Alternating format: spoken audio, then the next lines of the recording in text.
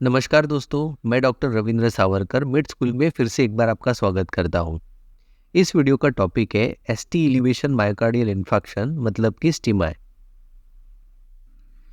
Significant ST elevation किन दो या ज़्यादा कंटिन्यूअस लीड्स में प्रेजेंट है, इसे कंसीडर करते हुए स्टिमा को क्लासिफाई किया जाता है।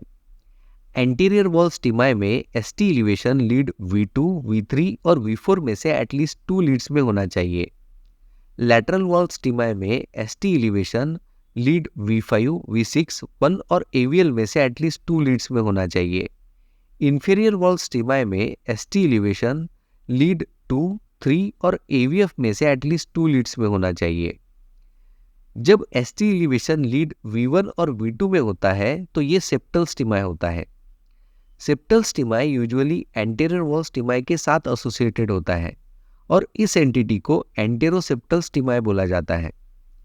सेप्टल और इंफीरियर स्टिमा में राइट ओरिएंटेड लीड्स V3R और V4R भी रिकॉर्ड करने चाहिए। ये लीड्स सेम लेवल पे सिर्फ राइट इंटरकोस्टल स्पेसेस में प्लेस्ड होते हैं। लीड V3R और V4R में ST elevation right ventricular infarction indicate करता है। पोस्टीरियर वॉल पे कोई लीड्स नॉर्मली ओवरलाई नहीं करती, इसीलिए पोस्टीरियर वॉल स्टिमा में नॉर्मली यूज लीड्स में एसटी एलिवेशन नहीं दिखाई देता है। इस केस में ST elevation posteriorly placed leads like lead V7, V8 और V9 में मिल सकता है, बट ये लीड्स नॉर्मली यूज नहीं होते।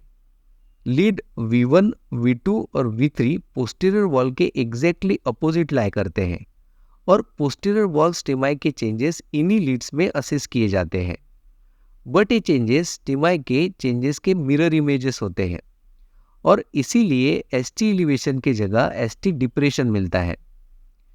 Posterior wall STEMI usually inferior wall STEMI के साथ होता है और इसे पोस्टेरो इंफीरियर स्टिमा बोला जाता है।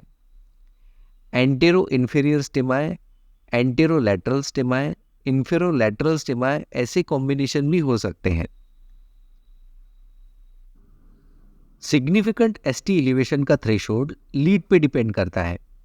लीड V2 और V3 छोड़ के सभी लीड्स में एसटी एलिवेशन अगर 0.1 मिलीवोल्ट मतलब 1 mm से ज़्यादा हो तो सिग्निफिकेंट होता है। लीड V2 और V3 में एसटी एलिवेशन का सिग्निफिकेंस देखने के लिए पेशेंट का जेंडर कंसिडर किया जाता है। मेल पेशेंट का एज अगर लेस देन 40 ईयर्स है तो 0.25 मिलीवोल्ट मतलब 2.5 mm से ज़्यादा का एसटी एलिवेशन सिग्निफिकेंट होता है। अगर एज मोर देन 40 ईयर्स है तो 0.2 मिलीवोल्ट मतलब 2 mm से ज़्यादा का एसटी एलिवेशन सिग्निफिकेंट होता है। इसे हम ऐसे याद रख सकते हैं कि यंगर पेशेंट में एमआई के डायग्नोसिस के लिए ज़्यादा एसटी एलिवेशन लगेगा। फीमेल्स में लीड V2 और V3 में 0.15 मिलीवोल्ट मतलब 1.5 mm से ज़्यादा का एसटी एलिवेशन सिग्निफिकेंट होता है। स्टिमा के 3 फेजेस होते हैं। हाइपर एक्यूट फेज जो over minutes to hours last करती है, इवॉल्व फेज जो ओवर आवर्स लास्ट करती है और क्रोनिक स्टेबल फेज जो over days to weeks last करती है। हाइपर एक्यूट फेज में T wave tall, symmetrical, peaked और वाइडेंड होती है। एसटी सेगमेंट का स्लोप एलिवेटेड होता है। आर वेव टॉल होती है और सम टाइम क्यूआरएस कॉम्प्लेक्स का टर्मिनल पार्ट डिस्टॉर्टेड होता है। वेंट्रिकुलर एक्टिवेशन टाइम इंक्रीज हो जाता है। Ventricular activation time start of QRS complex से टिप ऑफ आर वेव के बीच का टाइम इंटरवल होता है। ये इंटरवल नॉर्मली 40 मिलीसेकंड से कम होता है, बट स्टिमा में 40 मिलीसेकंड से ज़्यादा होता है। लीड V3 में हाइपर एक्यूट फेज के क्लासिकल फीचर्स दिखाई दे रहे हैं। T wave tall, symmetrical, peaked और वाइडेंड है। एसटी सेगमेंट का स्लोप एलिवेटेड है। आर वेव टॉल है। वेंट्रिकुलर एक्टिवेशन टाइम पे इमेज से कमेंट कर पाना थोड़ा डिफिकल्ट है। लीड V2, V3 और V4 में tall, symmetrical, peaked, widened T wave, ST segment slope elevation और टॉल आर वेव दिख रही है। आप ये सोच रहे होंगे कि मैं इन आर वेव को किस बेसिस पे टॉल बोल रहा हूँ। नॉर्मल ईसीजी में लीड V1 से V5 तक आर वेव प्रोग्रेशन होता है, मतलब कि आर वेव एम्पलीट्यूड V1 से V5 तक बढ़ते जाता है। सो लीड V2 की आर वेव लीड V1 से टॉलर होती है, लीड V3 की आर वेव लीड V2 से टॉलर होती है, और इसी तरह लीड V5 की आर वेव टॉलेस्ट होती है। बट यहाँ देखें तो लीड V2, V3 या V4 की आर वेव लीड V5 की आर वेव से टॉलर है, इसीलिए इन आर वेव्स को हम टॉल कंसिडर कर सकते हैं। Ventricular activation time definitely more than 40 millisecond है। सो ये चेंजेस एंटीरियर वॉल स्टिमाई के हाइपर एक्यूट फेज के हैं। स्टिमाई के इवॉल्व फेज में क्यू वेव क्यूएस, क्यूआर या क्यूआर पैटर्न में अपीयर होती है। आर वेव एम्पलीट्यूड डिक्रीज हो जाता है, एसटी एलिवेशन भी डिक्रीज हो जाता है, टी वेव इन्वर्टेड हो जाती है, क्यूटी प्रोलॉन्गेशन होता है और corrected QT more than 430 millisecond होता है। वेंट्रिकुलर एक्टिवेशन टाइम और भी बढ़ जाता है। एलबीबीबी जैसे कंडक्शन ब्लॉक अपीयर हो सकते हैं। लीड V2, V3 और V4 में deep Q wave, decrease R wave, ST elevation और टी वेव इन्वर्जन दिख रहा है, मतलब ये एंटीरियर वॉल स्टिमाई की इवॉल्व फेज है। इवॉल्व फेज में क्यू वेव अपीयर होना ट्रांसम्यूरल नेक्रोसिस इंडिकेट करता है। स्टिमाई के क्रोनिक स्टेबल फेज में क्यू वेव का मैक्सिमल इवोल्यूशन होता है, आर वेव स्मॉल ही रहती है, जे पॉइंट और एसटी एलिवेशन नॉर्मलाइज हो जाते हैं, टी वेव फिर से पॉजिटिव हो जाती है, क्यूटी इंटरवल भी नॉर्मलाइज होता है और corrected QT less than 430 millisecond होता है। इस ईसीजी में लीड 2, 3 और एवीएफ में deep Q wave, small R wave के साथ एसटी सेगमेंट और जे पॉइंट ऑलमोस्ट बेसलाइन पे है, टी वेव भी अपराइट है। सो ये इंफीरियर वॉल स्टिमाई की क्रोनिक स्टेबल फेज है। अगर लीड V7, V8 और V9 ना निकाले जाए तो जो भी हमने अभी तक स्टिमाई के ईसीजी चेंजेस देखे वो पोस्टीरियर वॉल स्टिमाई में नहीं दिखाई देंगे। पोस्टीरियर वॉल स्टिमाई का नॉर्मल लीड्स के साथ का ईसीजी कुछ इस तरह दिखता है। इस ईसीजी की मिरर इमेज एग्जैक्टली स्टिमाई जैसी दिखती है। सो पोस्टीरियर वॉल स्टिमाई में सभी फेजेस के चेंजेस मिरर इमेजेस होते हैं। हाइपर एक्यूट फेज में deep Q wave, ST depression और deep symmetrical widen T wave inversion दिखाई देता है। इवॉल्व फेज में आर वेव दिखाई देती है, निगेटिव डिफ्लेक्शन मतलब कि एस वेव का एम्पलीट्यूड रिड्यूस होता है, एसटी डिप्रेशन रिड्यूस होता है और टी वेव अपराइट होती है। क्रोनिक स्टेबल फेज में आर वेव का मैक्सिमल इवोल्यूशन होता है, एस वेव स्मॉल होती है, एसटी सेगमेंट नॉर्मलाइज हो जाती है और स्पेशली इन लीड V1 और V2 में टी वेव अपने नॉर्मल निगेटिविटी को वापस आ जाती है। ईसीजी में अगर कोई बेसलाइन एबनॉर्मेलिटी हो तो वो स्टिमाई के डायग्नोसिस में डिफिकल्टीज प्रोड्यूस करती है। ऐसी सबसे कॉमन एबनॉर्मेलिटी है एलबीबीबी। रिसेंट ऑनसेट एलबीबीबी भले ही एमआई इंडिकेट करती है, लेकिन अगर बेसलाइन ईसीजी में एलबीबीबी है तो इस्कीमिया के चेंजेस मास्क हो सकते हैं। गार्बोसा क्राइटेरिया एलबीबीबी में एमआई के डायग्नोसिस में हेल्प करने के लिए बनाया गया है। इसमें 3 ईसीजी फीचर्स को कंसीडर किया जाता है और इनके प्रेजेंस को पॉइंट्स असाइंड होते हैं। फर्स्ट फीचर है concordant ST elevation more than 0.1 millivolt in at least 1 lead. Concordant का मतलब है जब एसटी एलिवेशन के साथ पॉजिटिव क्यूआरएस कॉम्प्लेक्स हो। इस फीचर को 5 पॉइंट्स होते हैं। सेकेंड फीचर होता है एसटी डिप्रेशन ऑफ 0.1 मिलीवोल्ट और मोर in lead V1 to V3। इस फीचर को 3 पॉइंट्स होते हैं। थर्ड फीचर होता है discordant ST elevation of more than 0.5 millivolt in any lead. Discordant मतलब जब एसटी एलिवेशन के साथ निगेटिव क्यूआरएस कॉम्प्लेक्स होता है। इस फीचर को 2 पॉइंट्स होते हैं। अगर स्कोर 3 और मोर होता है तो ईसीजी में एक्यूट एमआई है। अगर स्कोर 2 है तो डायग्नोसिस कंफर्म करने के लिए फर्दर इन्वेस्टिगेशन की नीड होती है। इस ईसीजी में वाइड क्यूआरएस कॉम्प्लेक्सेस है। लीड V5 की नॉस्ट आर वेव से पता चलता है कि ये LBBB है। अगर ये पेशेंट चेस्ट पेन के साथ प्रेजेंट हुआ है तो इस ईसीजी में गार्बोसा क्राइटेरिया अप्लाई करके देखते हैं कि एक्यूट एमआई है या नहीं। लीड 3 और AVF में कॉन्कॉर्डेंट ST एलिवेशन है, बट इसमें से ओनली लीड 3 का ST elevation more than 0.1 millivolt लग रहा है। लीड V2 के अलावा कहीं ST डिप्रेशन नहीं दिख रहा है। किसी भी लीड में discordant ST elevation more than 0.5 millivolt नहीं दिख रहा है। एक लीड में कॉन्कॉर्डेंट ST एलिवेशन है, इसीलिए गार्बोसा स्कोर है 5। सो इस ईसीजी में एक्यूट एमआई है।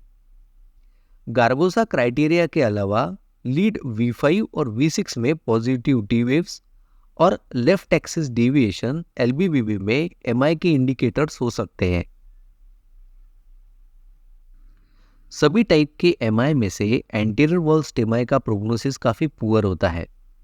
ऐसा इसलिए होता है कि एंटीरियर वॉल स्टेमाई काफ़ी सारे कॉम्प्लिकेशंस के साथ एसोसिएटेड होता है, जैसे कि cardiogenic shock, left ventricular dysfunction, left ventricular mural thrombus, ventricular septal rupture, free wall rupture, pericardial effusion from free wall rupture, acute mitral regurgitation from papillary muscle rupture, pericarditis, sudden cardiac death secondary to ventricular tachycardia or ventricular fibrillation, conduction abnormalities like complete heart block or left bundle branch block or left ventricular aneurysm. Inferior wall STEMI में 2 complication common होते हैं। Heart block, जो कि second degree या complete heart block हो सकता है। Inferior wall में heart block usually IV atropine या आइसोप्रोटेरेनॉल को रिस्पॉन्ड करता है, बट अनरिस्पॉन्सिव पेशेंट में कार्डियक पेसिंग इंडिकेटेड होती है। सेकेंड इंपॉर्टेंट कॉम्प्लिकेशन है राइट वेंट्रिकुलर इन्फार्क्शन। ये लीड V3R और V4R में ST एलिवेशन से कंफर्म किया जा सकता है।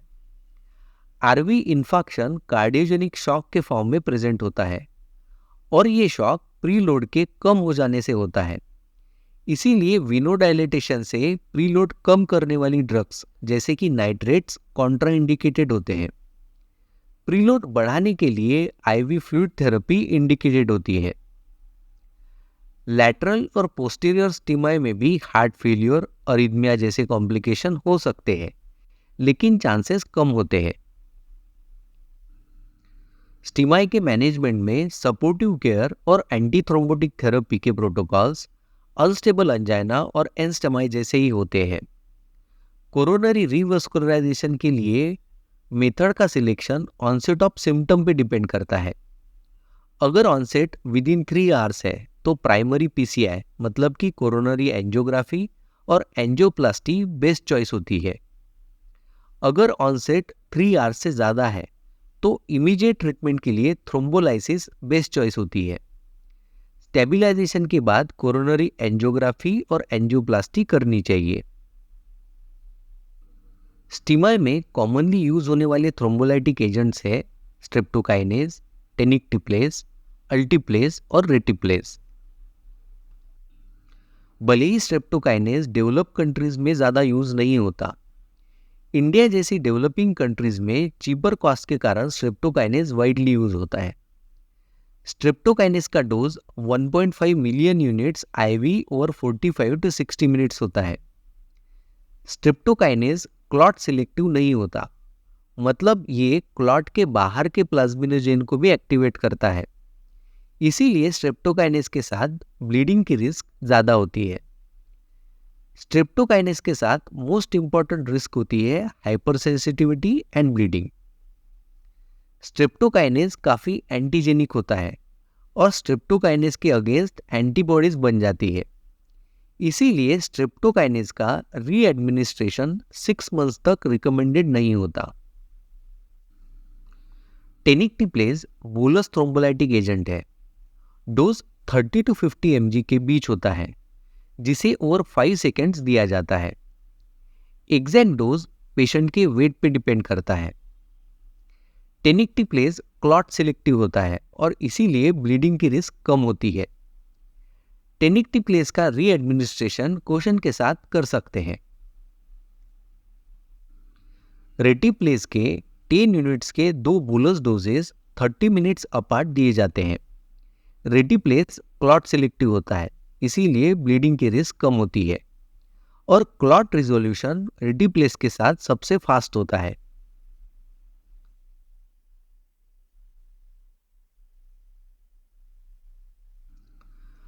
अल्टीप्लेज 2 रेजिमेन में दिया जाता है। फर्स्ट रेजिमेन में 100 mg का total maximum dose over 1.5 hour दिया जाता है। 15 mg IV bolus over 1 to 2 minute दिया जाता है। नेक्स्ट 0.75 mg पर kg IV infusion over 30 minute दिया जाता है। टोटल डोज 50 mg से ज़्यादा नहीं होना चाहिए। नेक्स्ट 0.5 mg पर kg 60 मिनट में दिया जाता है। यहाँ मैक्सिमम डोज 35 mg से ज़्यादा नहीं होना चाहिए। सेकंड रेजिमेन में भी 100 mg का total maximum dose over 3 hour दिया जाता है। डोजिंग पेशेंट के वेट पे डिपेंड करता है। अगर वेट लेस देन 65 kg है तो 0.075 mg पर kg IV bolus over 1 to 2 minute. Next 0.675 mg पर kg IV ओवर 1 आवर दिया जाता है। नेक्स्ट 0.25 mg पर kg IV ओवर 2 आवर दिया जाता है। अगर वेट 65 kg से ज़्यादा है तो 6 to 10 mg IV over 1 to 2 minute. Next 50 to 54 mg IV over 1 hour और 40 mg ओवर नेक्स्ट 2 आवर दिया जाता है। अल्टीप्लेज क्लॉट सिलेक्टिव होता है। अल्टीप्लेज के साथ हाइपरसेंसिटिविटी की रिस्क लोएस्ट होती है। इस वीडियो को अंत तक देखने के लिए थैंक यू। अगर आपकी कोई भी क्वेरी या सजेशन है तो उन्हें कमेंट सेक्शन में लिखिए। अगर आपको मेरा काम पसंद आ रहा हो तो इस वीडियो को लाइक कीजिए और अपने दोस्तों के साथ शेयर कीजिए। नेक्स्ट वीडियो अपलोड का नोटिफिकेशन पाने के लिए चैनल को सब्सक्राइब कीजिए और बेल आइकन को हिट कीजिए। नेक्स्ट वीडियो तक take care and keep learning.